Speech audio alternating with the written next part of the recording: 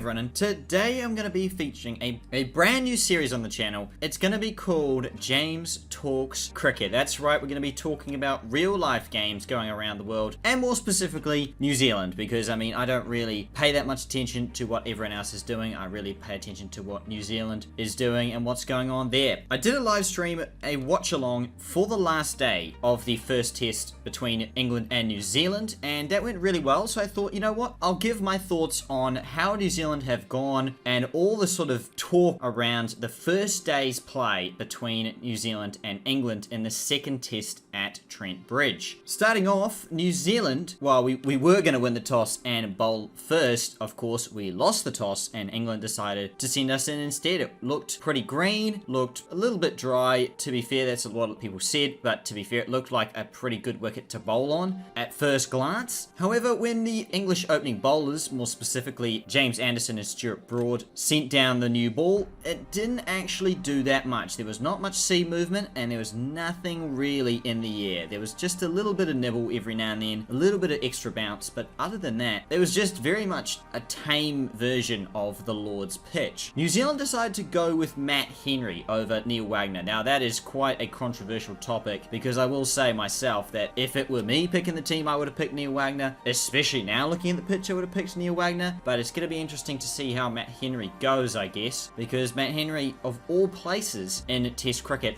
England is the one place he seems to be best at bowling in, because he gets that little bit of sea movement. But would you pick him over Neil Wagner? Again, I don't think so, but that's what New Zealand have gone with, and that's what going to be interesting to see. Michael Bracewell is on debut, and we'll talk about that, I'm sure, a lot tomorrow on day 2's breakdown. First of all, opening partnership of 84 between Latham and Young really set our day up, to be honest. At Lords, it was wickets galore. We were 3 for 36 at one point. I think we were 6 for 36 first session of the first day in the first test, and I think by the time 21 overs had gone, we were none for 84. I mean, that is well and truly over. That's basically, it is actually exactly 4 runs and over at that point in time. And the day's play did end with 3.65 run rate, but it was just boundaries galore, because the outfield at Trent Bridge was lightning. The boundaries also accommodating that being, I guess, a little bit shorter, because obviously this is where England scored their 400 plus ODI scores against, I think, Australia, and I don't quite know who the other one was, but they scored like 400 twice at Trent Bridge, runs galore, and you can really see why, because it was just boundaries galore. The fielders were just running after the ball and they just wouldn't catch up with it whatsoever. And so that meant scores of 26 off 60 from Latham, 47 off 70 from Will Young. That was really encouraging to see Will Young score some runs. I think a lot of doubts were around whether he can actually play in English conditions up front against James Anderson and Stuart Broad, but he showed his class with that 47. It's a shame he just couldn't kick on again, but again, a good 47, and we'll definitely take that. The score at the end of the day was 318 for 4 after 87 overs, so that well and truly puts New Zealand well in front of the game against England here, even though we know in the back of our minds it's probably a 25% increase, or a rough estimate that at the end of the day the runs are out there to get. The pitch isn't doing a whole lot, and the outfield, so definitely if England get into their work, 318 looks a lot more menacing than it probably actually is. Conway got 46 off 62. He was lightning quick as well in his innings. Henry Nicholls 30 off 52. So again, none of the New Zealand players getting under 26 runs. And Daryl Mitchell and Tom Blundell, once again, shout out to them. How good were they? Once again, their partnership was incredible together. They've already added 149 runs unbeaten at this stage for the 5th wicket. Daryl Mitchell on 81 off 147, not out. Tom Blundell 67 off 136, not out. And some stats here. Daryl Mitchell's average as of right now has passed 50 runs in Test cricket. Tom Blundell's going on nearly an average of 38 now in his Test career. So those two have come leaps and bounds, especially this tour. It's been incredible to watch them both bat the way that they have. However, it wasn't without chances, that's for sure. Root dropped a very simple chance, you would say, at first slip, with Daryl Mitchell on just 3 runs. At that point, they could have had New Zealand, I guess, 5 for 175, and then Tom Blundell got dropped on around 3. I think he got dropped on 4. I didn't actually see that drop, but if that was the case, we could have essentially been 6 for 180, and it would have been a totally different ball game to try and get 300 from there, with Jameson and Michael Bracewell at the crease. Nicholls also got dropped on 20 odd by Zach Crawley. It was a diving chance, and to be fair, it was quite tough. That one was more excusable, but again, just I guess the amount of drops that they had all throughout the day really just added up very quickly. Root dropped Blundell 47 after he cut hard. Again, a very tough chance, that one. Sticking his hand out. It's either going to stick or it wasn't going to. It didn't. There were a lot of tight runs throughout the whole day as well. Nearly 2 or 3 runouts, possibly even more, that New Zealand really took on the fielders, and the fielders missed a direct hit throw. So that was dicey in some parts of the day. And Blundell, late in the day, also edging through the slips past Johnny Besto and Zach Crawley, who left it for each other to go straight through the middle of them and go for 4 runs. So that definitely didn't help England's cause whatsoever.